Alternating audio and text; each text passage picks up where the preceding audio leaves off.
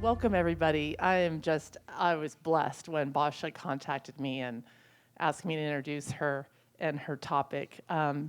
First, I just want to share that in her intro, I know you probably read it, and she said, we come into BLE to lose weight, but soon it becomes obvious that there is so much more happening internally, and I think I've witnessed that from a lot of you. Basha's going to share until about 10:25, and then we're going to have questions until 10:40, and I'll come around and give you the microphone so you can ask your question. All right. It's a real joy for me to introduce Basha to you. I actually have only recently met her. I have seen her in the community. She started coming to the On This Bright Day Kickstarter. That's 5:25 Alaska time in the morning. And immediately, I was really drawn to her grounded and thoughtful energy that she brings. Since then, I found out that she posts on the Facebook recaps of AMAT calls. And oh man, if you haven't seen them, look them up. They're full of heart and clarity and wisdom, unstoppable wisdom. The topic she's sharing today, how BLE can be a spiritual path, is something that's deeply meaningful to her, and it's deeply meaningful to me. And as someone who practiced centering prayer, I found that the stillness and surrender of that practice mirrors what Basha will be speaking to, how the structure and quiet space created by BLE can open us to something deeper, something sacred. Basha will share from her own journey, grounded in the Buddhist tradition, and invite us into reflection and guided meditation to help us connect with that deeper part of ourselves. Please join me in warmly welcoming Basha.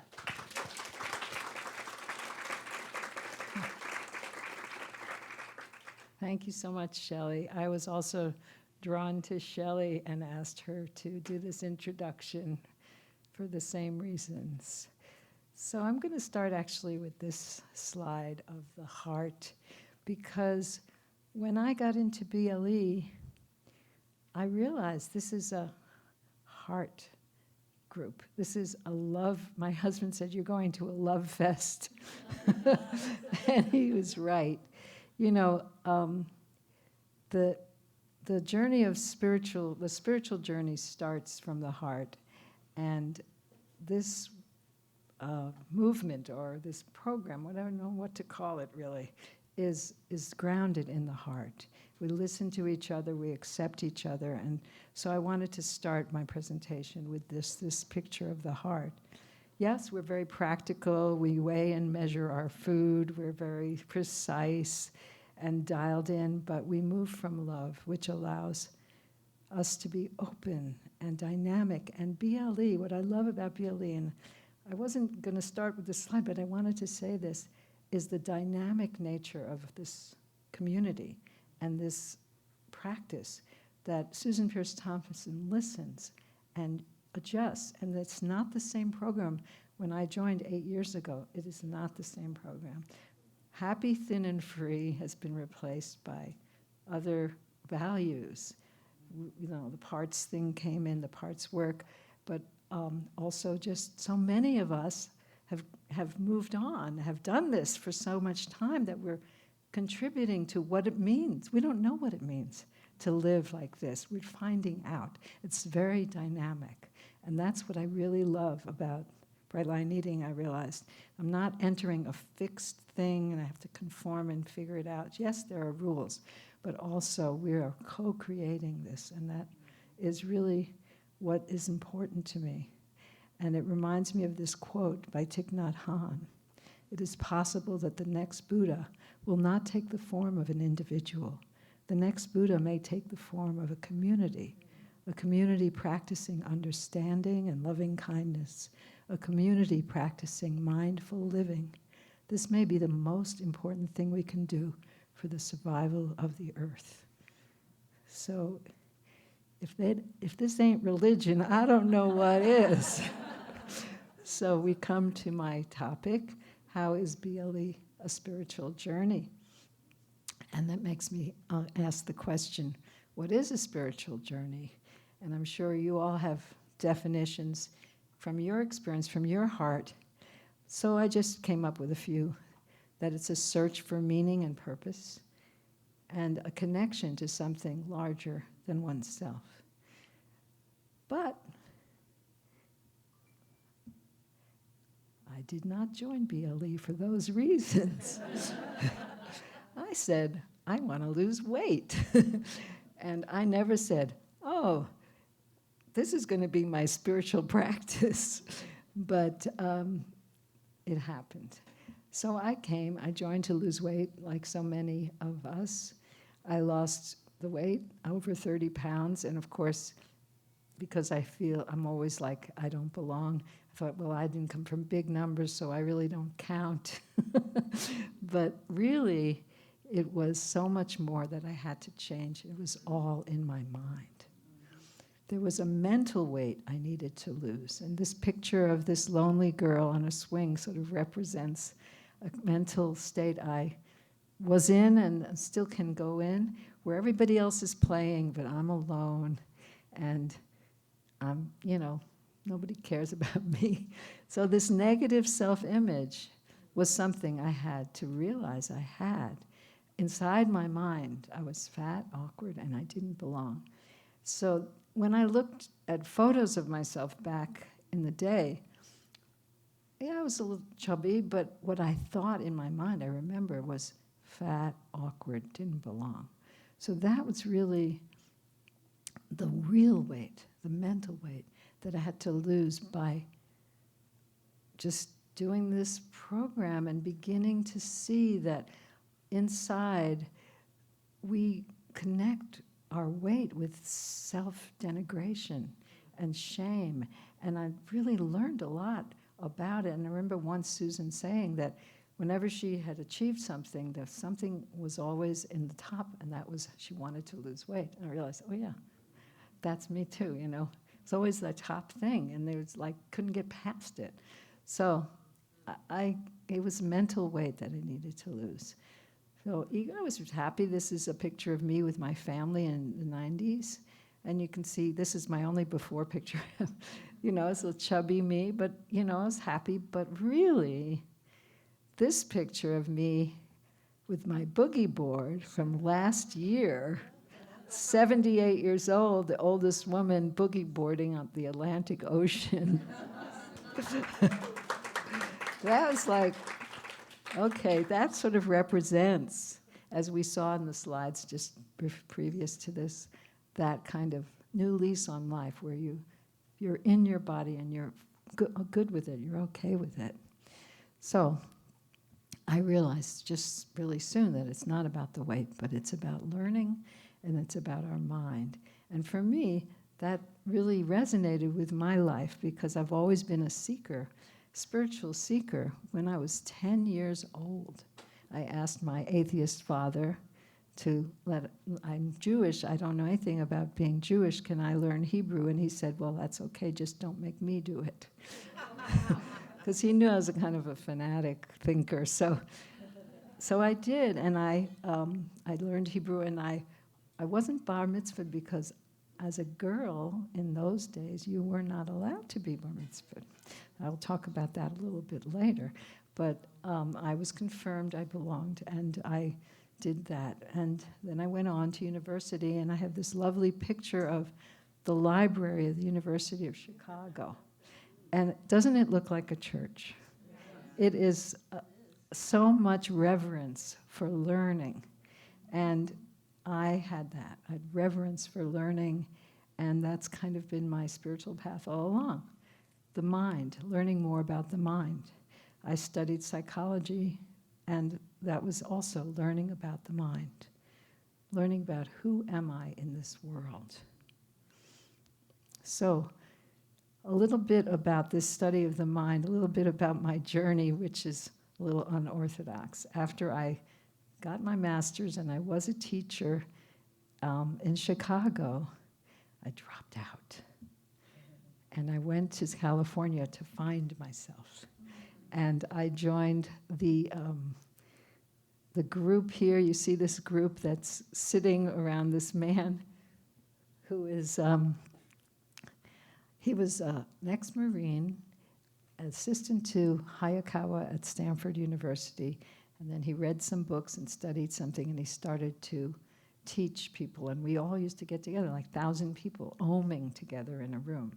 So you can see I've been drawn to that kind of thing for a long time, and I went on the caravan with him, which is all those buses you see up there. He said, I'm going on a speaking tour, and I need a starter dough to get people in the mood, and you all come with me. So we did, and it was partially a disaster. It was a journey. All of this is a journey. And but what he taught, and what I think we are still learning, is what you pay attention to, you get more of.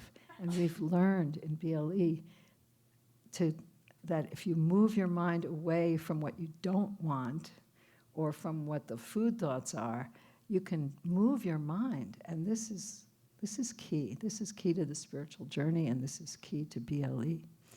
So I went on from this to join the women's movement. And I bring that in. I was debating about bringing this in because it's history, and some of you may not know any of this, but women didn't talk to each other in the old days. And we discovered by getting together, and it's very much like BLE, we discovered by getting together, we have this thing. And women were isolated, and they started these consciousness-raising meetings and found out what they had in common. And this book, Our Bodies, Ourselves, was written by women about their bodies. Nobody knew anything until they started talking. And Ms. Magazine became something that was a way for women to hear about each other, and it was very powerful. And this had a lot to do with my own growth, and I then made a movie, which has become a cult movie, called Transformations, about women getting together and empowering themselves. And it's just a few clips from that movie. I couldn't resist, actually. But my journey has always been a search to be true to myself. And when I met Pema Chodron, I found a teacher and a practice that spoke to me. Pema was a school teacher, a kindergarten teacher, and from New Jersey. She had 2 children. And one day her husband, she was living in New Mexico, she was sitting on the porch of her house. And she heard the car door close, and her husband came around the back of the car and told her he was leaving her. And she describes, at that moment, everything went silent, and her mind just went out, out, out into the sky, and she had this groundless moment. And then she picked up a rock and threw it at him. I love that story. It's the absolute and the relative all at once. And so then she began to search for meaning and a deeper meaning. And she found her teacher, who's a Tibetan teacher, Chogyam Trungpa Rinpoche, and she began to study with him. But I luckily met her and got really involved. She writes a lot of books and teaches that our life is our path, that everything that happens to us is like compost in a garden. You'll appreciate that, Beth? That nothing is excluded. Everything can be part of your journey and the source of your strength. And her books, the titles of her books are just worth the price of admission. So start where you are, meaning you don't have to be another you. The you are is sufficient. That's where you start, and that's where you get your strength. It's self-improvement programs often have a self-denigrating part to them. And she was saying, no, you, where you are with all your foibles, this is the ground. This is where you start. And, and you can be comfortable with uncertainty. So I was thinking about this because this is sort of life gets lifey. There's always uncertainty.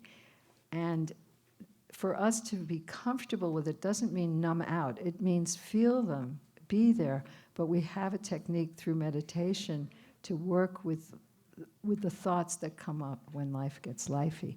And I was also thinking about how our program of eating is a certainty that helps us, and our habit stacks and everything are a certainty that help us with the uncertainty of life. And she doesn't know that part. That's me. That's us. That's not Pema. She wrote a book, Welcoming the Unwelcome, which is, again, working with that which isn't always welcome, but how do you do that? And this book, When Things Fall Apart, her publishers wanted her to call it How to Be Happy. And she said, oh no, I'm calling it this. And it is her most bestseller. It's her bestseller. Because things always do fall apart, guaranteed. And lots of people have found Pema through this book. There you go.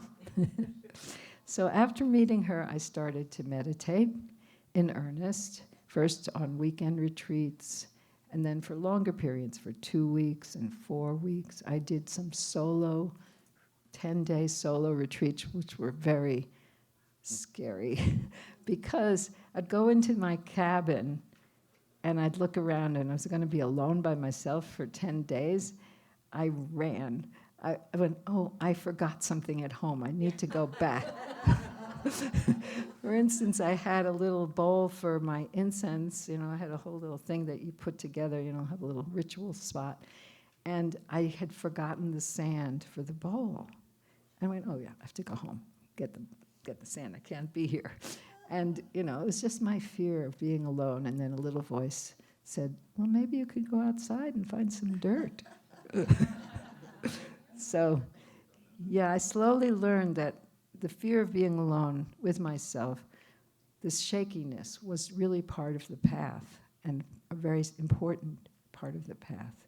That, as Pema says, fear is a natural reaction to moving closer to the truth.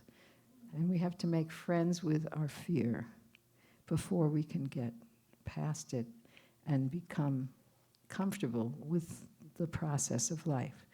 What is that truth? Well, the truth of impermanence is one of the Buddhist teachings, that nothing stays, everything moves, and we will die, and everything will just keep moving along. And that's scary. Who am I? I'm not the fixed idea I thought I was. And that is something that's a little bit scary. So through meditation, you become familiar with this fear.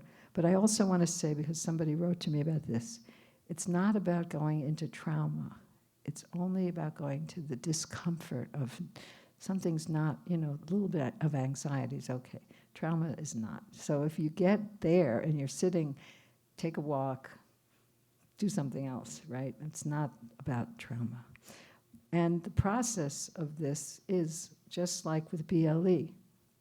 It's not a straight line. You just don't sit down on the cushion and you're enlightened, it's good.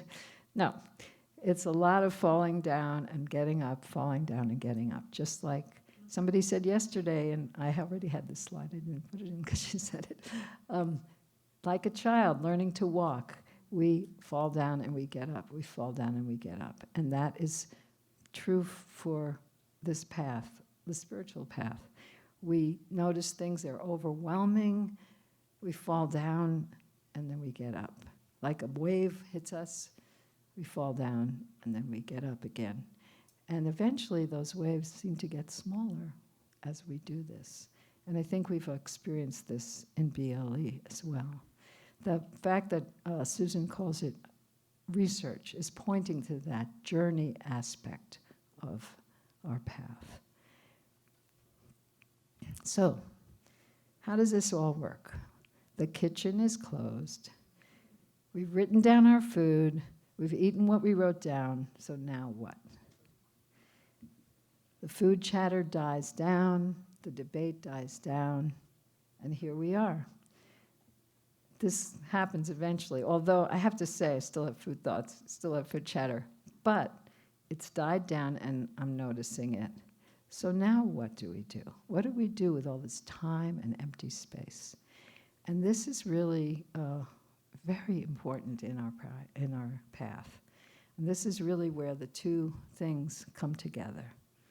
The meditation and the spiritual practice and bright line eating, I find, really come together at this point where, oh my goodness, like she described, putting the breakfast dishes in the sink and having to go to bed because you didn't know what to do till lunch.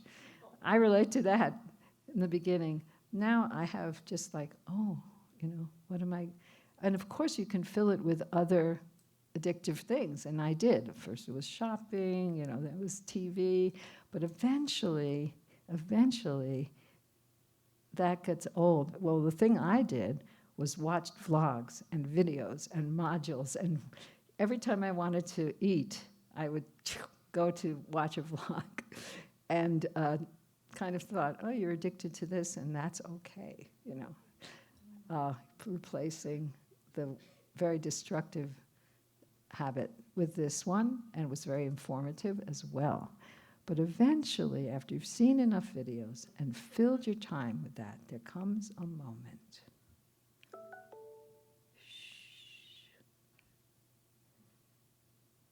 Just a moment.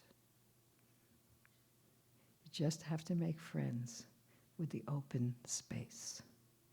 And I hope when I paused there, you had a little bit of uneasiness, like what's next?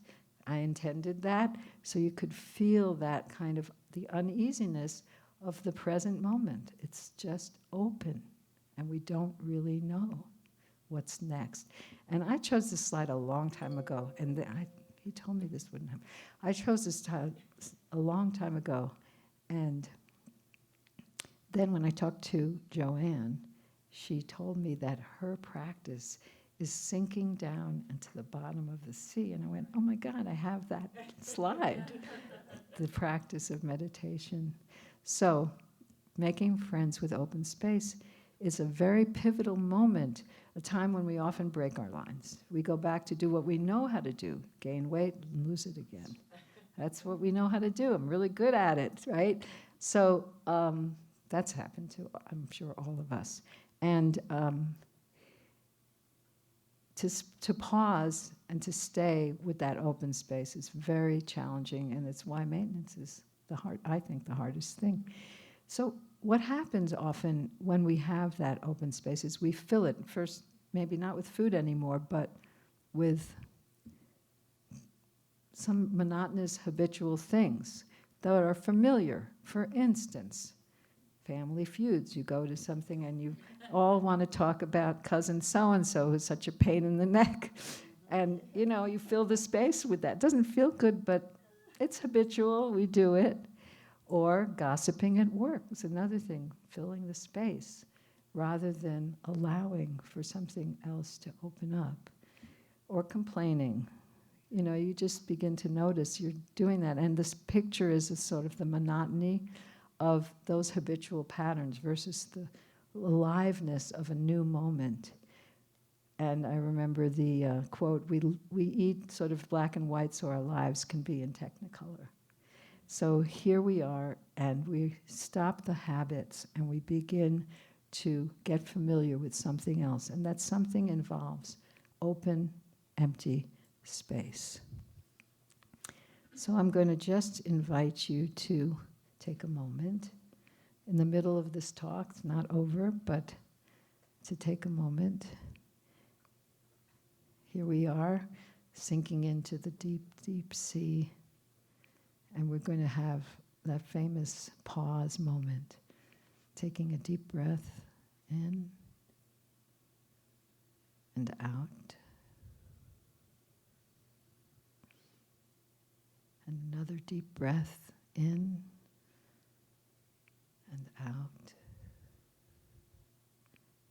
And a third breath in and out. And in the out breath, just letting go.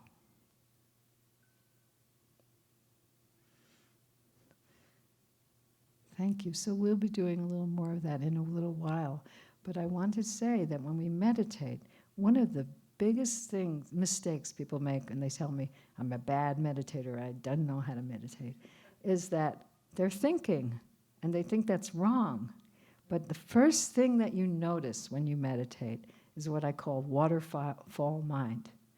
You notice the waterfall of thoughts and ideas and worries and everything, and that's meditating. Noticing is meditating. Becoming familiar with that waterfall mind is meditating, because the good news is that you're not in the waterfall, you are watching it. This changes your whole relationship with your thoughts. The first time I was told, label it thinking, I was like, what? I'm not my thoughts? I'm not, me and the thoughts are one? No. When you notice and you say thinking, or you notice a thought and you just see, oh, I'm wondering, do they like me? Do they not like? Whatever the thought is, noticing is freeing. Noticing, it still might have you by the neck, but you have a relationship with your thoughts that has been changed forever by meditation. So this practicing of noticing was developed by the Buddha 2,500 years ago. It's the tried and true thing. People get the mistake of thinking, I should have no thoughts. I should be calm and quiet. Well, yes, there is a calm. It's the person watching the waterfall. That's the calm. So the noticing mind, the mind that becomes aware of everything that's bubbling up, that is the peaceful, calm mind. But you are maybe completely in a waterfall. So the practice of meditation is to be friendly with oneself, have a friendly approach, and get to know oneself. That friendliness and curiosity is key. And what we begin to notice is that feelings, as I think Jill, the woman who wrote about the stroke, said, feelings only last 90 seconds if you do not feed them with a narrative. So this is a scientist. She had a stroke and she learned about her brain. She already was a brain scientist, but she observed and she discovered this. So that narrative is that storyline, those thoughts that you notice when you're meditating. So without, and Pema teaches this, that feel what you're feeling, but let the storyline go. She calls it the Pema formula. So how do you do that? If you're not a meditator, you really don't know that is, you don't notice. But as soon as you start meditating, you become aware of the storyline, of the fact that you have thoughts, that you have a commentary on what's going on. And the more you meditate, not all day or anything, but the more you do it regularly, you begin to become familiar with these narratives. You have your top 10, like, the top 10 hits. Tony can relate, top 10 hits. He likes music. But, my top 10 are nobody loves me, I don't belong, I don't look as good as the other presenters I shared with Shelley. They all look so good. This is, and I can laugh because I'm so familiar with my little storylines, or not to belittle, but with my narratives. And they have less of a grip on me that way. And they have more room to kind of laugh and to be more centered in my authentic self.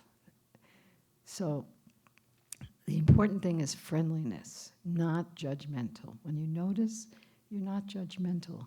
You actually have kindness to yourself, just like a friend. If a friend came to you and told you their troubles, you wouldn't push them away, you wouldn't put them down, you would listen and you would be kind. That is what we have to do with ourselves. And often we don't do that. Often we have not a friendly approach. But this is a requirement for, they say there's two wings. In Buddhism, they talk about the two wings of the bird. One is clarity, wisdom. seeing clearly, and the other is compassion. So in meditation, if you see clearly without compassion, you'll just be, ugh. If you're too nice, you won't see. So you have to have both. You have to be able to be honest and own up to things and also be kind. And as you begin to practice and you start to notice thoughts, something happens, a gap happens. And this is an important moment and a scary moment. It's a little bit scary, this slide. I've been debated whether to show it or not because it's a little scary, but it's kind of depicting, like, here's your thoughts going, going, going, going. And I guess if I do this, can you see it? Okay, here's your thoughts going, going, and then you notice them. Pew, there's a gap. And then comes the next thought. So this gap is a moment that is a little bit scary, a little bit uneasy, but it's in this empty, open space we have a chance to be in the present moment. So the gap is very important, but it comes with time. You can't go for it. You have to just relax and just practice noticing, and eventually there'll be more space. That's what we're going for, but we can't go for it, actually. That's a mistake. My teacher would be very mad if I said that. Do not be goal-oriented in meditation. Relax just to be with yourself.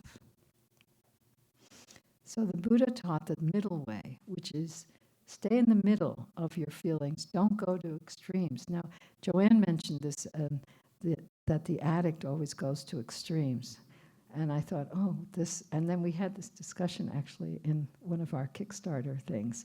And Shelley talked about the monotone of the chanters, that kind of, Buddhist chanters, that there's sort of an in between the sounds, and that's kind of like the middle way. And I thought, there's this kind of clear, steady thing, which is our awareness. And it's not landing. The middle way doesn't mean compromise. It means I'm not landing on this side or that side. I'm not all this or all that. I'm hovering in the present moment, which is very fluid. So it's not easy, the spiritual journey. We have to be brave and willing to experience the unknown. It takes a lot of courage, and courage comes from the word for heart. What? I don't want to go on that. No. We don't want to go on that. That's okay. We don't have to go on that. I guess this is representing the unknown, right? And the gap. So that's why I chose it. She's hooked in. But courage comes from the word for heart. Here's that heart again. When we're brave enough to face ourselves and we find our soft and vulnerable heart, that is where the spiritual path begins, truly begins. And as I said in the beginning, that's what so much of BLE is about, our vulnerable heart.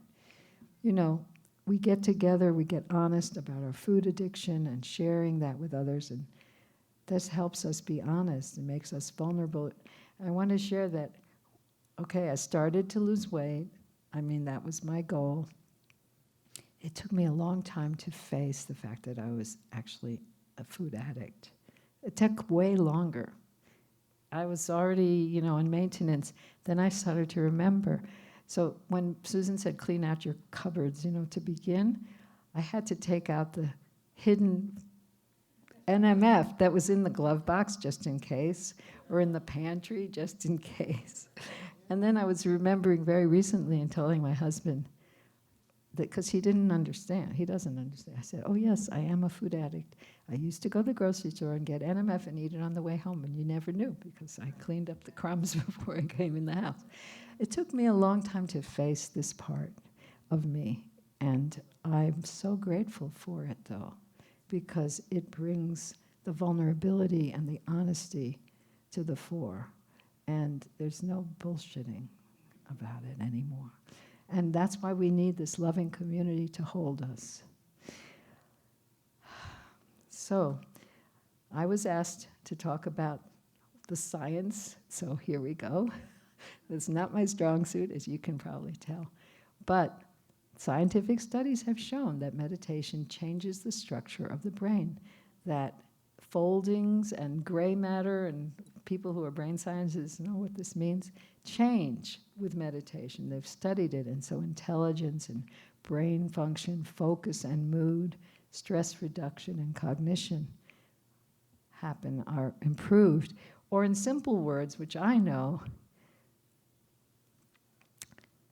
your mind goes from a worry mind to a happy mind.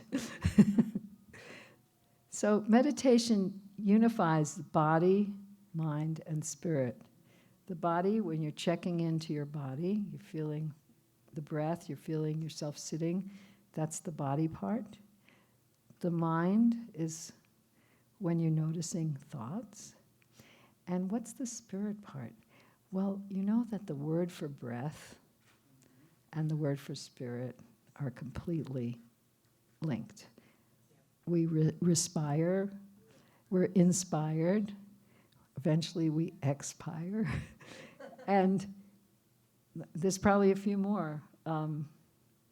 Transpire. There's all these words that are based on the word for spirit, which is the word for breath. In Hebrew also, the word for spirit is the word for breath, and other languages as well. So this is the unity. Meditation is the unity of body, mind, and spirit. It reduces depression, it eases stress and anxiety, it helps sleep, it enhances flexibility, focus, memory, and compassion. And of course, for me, compassion is key. As I said earlier, when you begin to see the ways you are, and with friendliness, then you can be compassionate to others when you see it in them.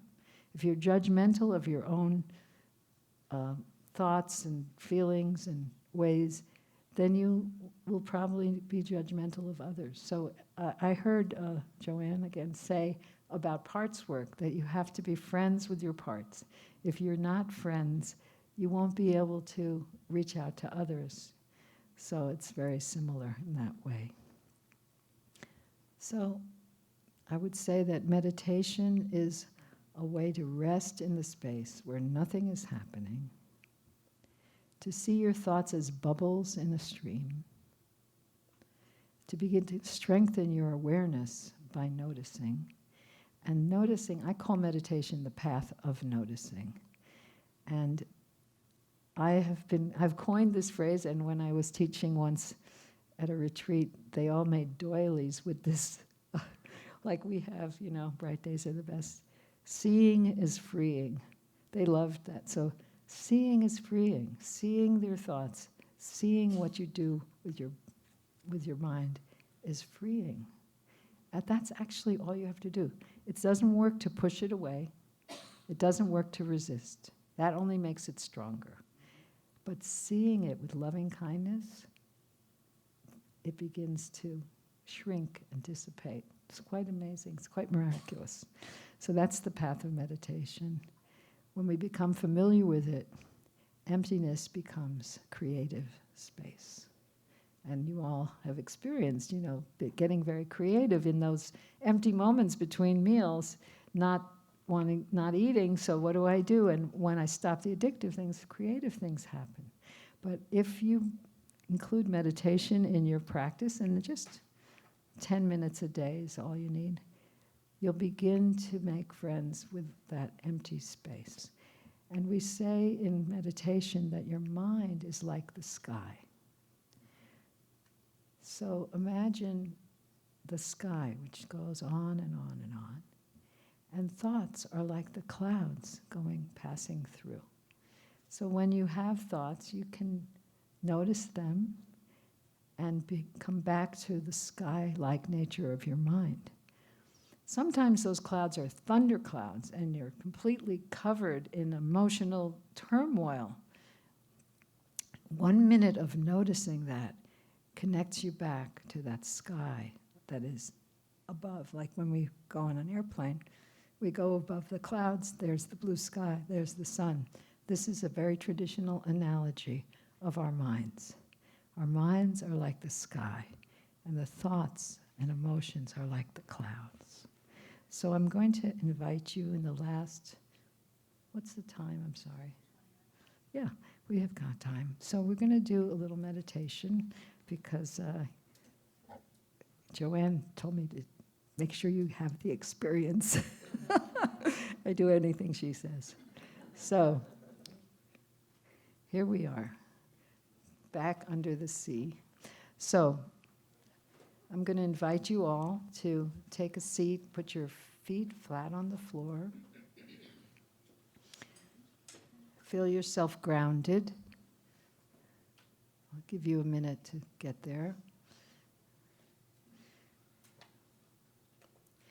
So the first part of meditation is just feeling in your body, scanning through your body from the bottom of your feet, all through your body, all the way up your legs into your central core, feeling that core, feeling your heart, your head and shoulders, just feeling yourself on the ground, on the earth. And you really don't have to do anything to be on this earth because gravity is holding you.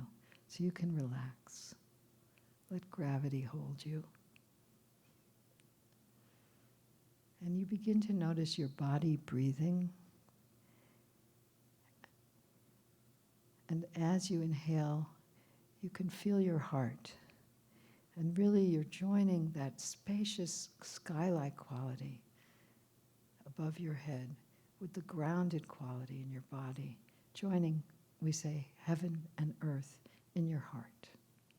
So take a deep breath and join heaven and earth in your heart, and then exhale and let go. Just continue to be with your body breathing for a minute.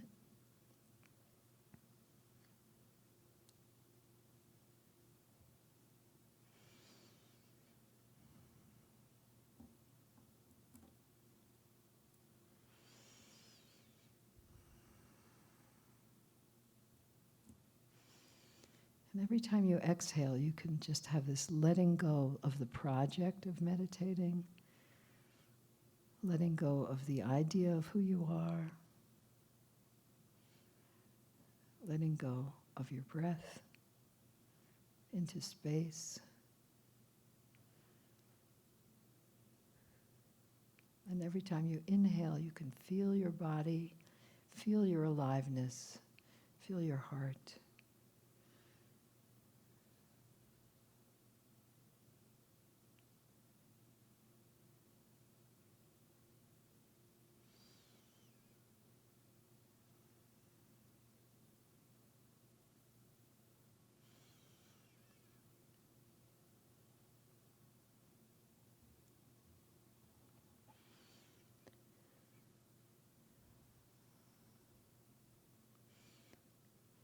And of course, your mind is thinking, and that's not a problem. So when you notice that you're not with your breath, you can just touch the thought like a feather touching a bubble. Just notice it, touch it, let it go. Come back to the sensation of breathing.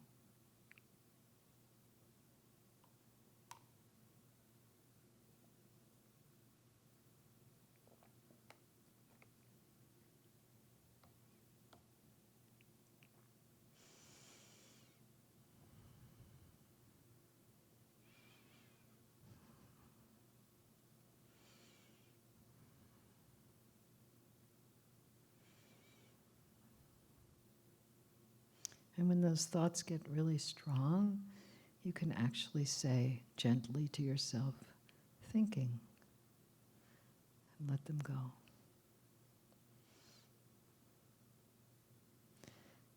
Actually, when you notice thinking, you're already back.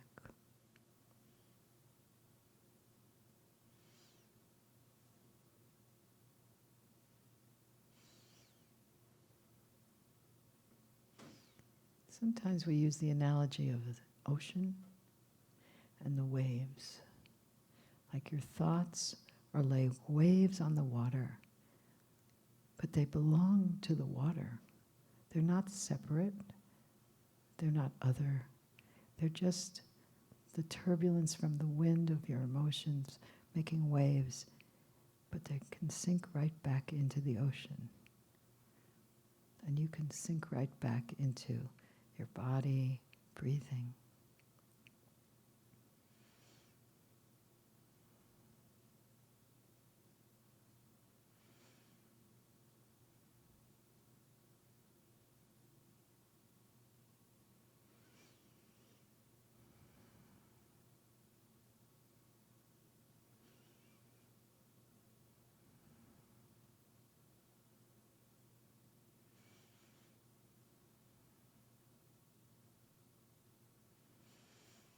And if you fall asleep, that's not a problem. When you wake up, you're awake. You're back. There's no other place to be. There's nothing else to do. For this little time, just being with yourself in a friendly way, noticing your thoughts, noticing your body, feeling your breath.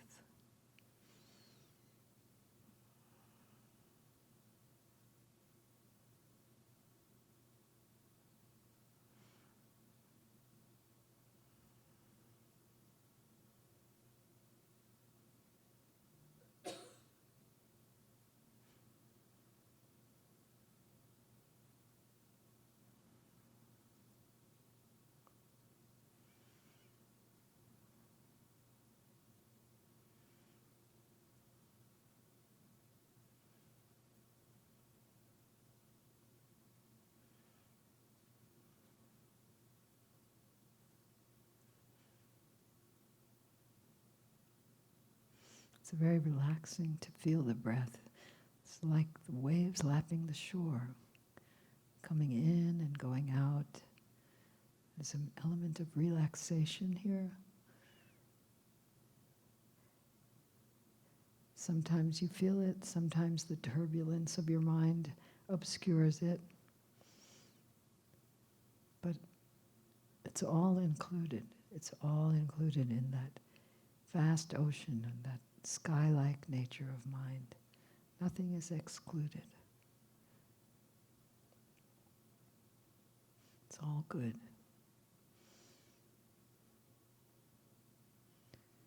And it's all good because you have a way of noticing.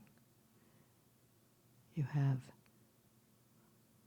strength and power in yourself, the power of noticing, which is a great, great gift.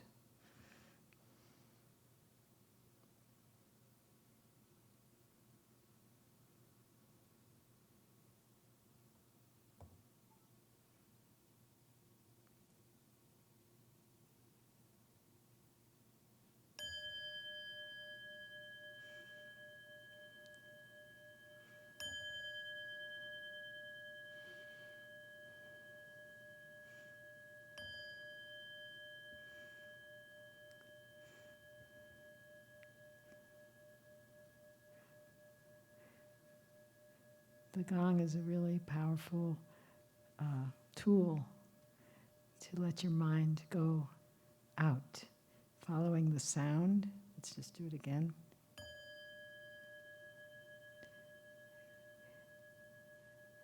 Following the sound into space.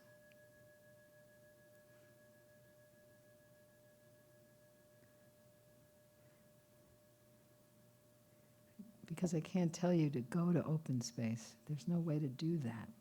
But if you follow the sound and relax into it, you can feel open space.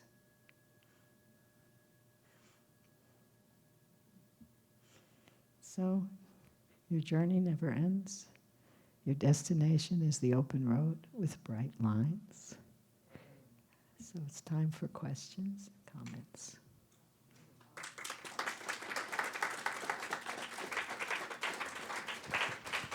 Thank you so Man, much. that was really good, Basha. I can't believe we're at this conference and we got to get a treat like that. Wow. Anybody have any questions for Basha? Any comments? Connie? I just have a thought. I kind of came by this naturally when my thoughts keep jumping around. It feels like it's almost like cross my eyes, but they're closed, you know? Like I'm looking at the third eye. And I wonder what it is. That just calms me right away and takes me to, I see color. Mm-hmm. Is that a normal thing? It's a great thing. However, you have to let go of that too. I'm sorry. So you have that experience. Sometimes we have these amazing experiences in meditation. Then we want to have them again. And where are they? They're not there. So enjoy. And the minute you're commenting on it, if you have the discipline, you can say, oh, I'm thinking red, or thinking color, thinking how cool, you know. Often, the last thought I have before I drift, when I think back, what was my last thought? It was, I've arrived. That was the last thought, and then I went off on a long thinking project. So it's great to have it and to notice it. It's not a problem, It's good, it's great. Just don't get hooked, don't get hung up on it, you see, because there's so much more. Everything just arises. Yeah.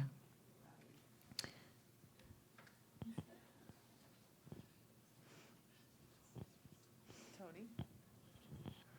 Thank you so much, Basha. There was I used to work at a residential drug and alcohol treatment program for men, and we had these different courses for them throughout the week. And the most popular one was the meditation group.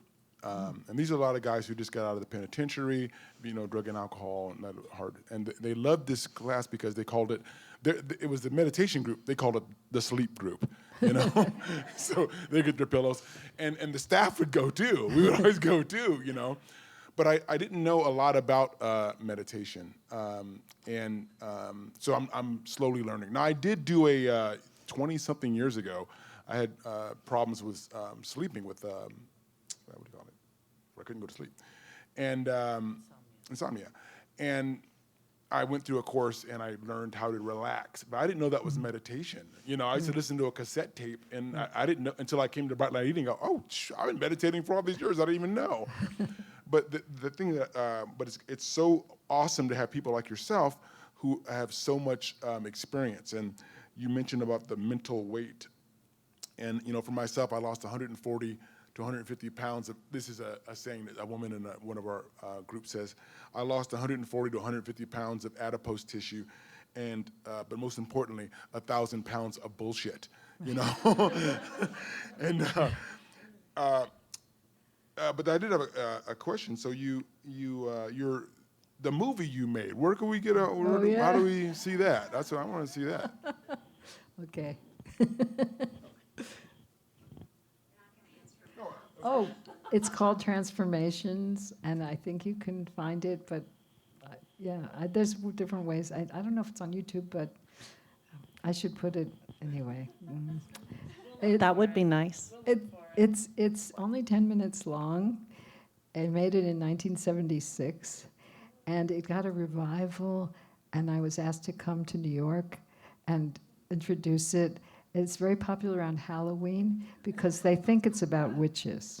It is about witches, but it's not about Halloween witches. It's about women empowering themselves. Witches used to be the wise women who brought the medicine and the herbal, you know, and helped women who needed it. And they were denigrated, but in fact, they were the wise women. So anyway. Don't get me started. This is a BLE conference. What's that? Yes, it's available on the Cinema Club. Thank you. Oh my goodness, Lauren. Very good job. So, practically speaking, I have a double question. Other than the idea of practicing the pause with 2 or 3 deep breaths and just being here now, other options for just short-term, I have to do something, I have to be somewhere, I'm in a transition, which I always used to use food to transition. And I have a habit, and I don't know if it's a type of meditation or if it is distraction. And I'm very visual, I'm very kinesthetic, and so sitting doing nothing is very difficult. I know that there are yoga practices that are very meditative, but what about things doing with your hands, like something like crochet, or even matching objects on a screen on your phone, where it's just putting things in a place? Is that, Right, or and could it be? Swimming, going fishing. There's a lot of activities, thank you for bringing that up, because there's a lot of activities that are meditative. And you can, but as an example, I have a beautiful property in Sebastopol, and I have a retreat center actually where people come to meditate, and we have a gazebo at the top of the hill. I go up there, and the minute I'm up there looking at the hills, I'm in a meditative state. I go there with my husband. The minute we both go there, I look at him. He's on his phone, he's counting the sheep, he's checking this, you know, it's not happening. So it's totally a choice, right? So you can be knitting or whatever, and the ways you can do it are to, okay, here's another point that I didn't make, but it's really important. Meditation is aligning body and mind, and the definition of enlightenment is aligning body and mind. And in BLE, when we eat, we eat. It's a Zen saying, when I eat, I eat. When I sleep, I sleep. We're doing what we're doing, and then we're done. And that alignment of body and mind is the key. So when you're meditating and you're with your breath, you're aligning body and mind. You're being with your breath. But other activities can also be that way. Walking. Walking is a meditation. Thich Nhat Hanh teaches about walking.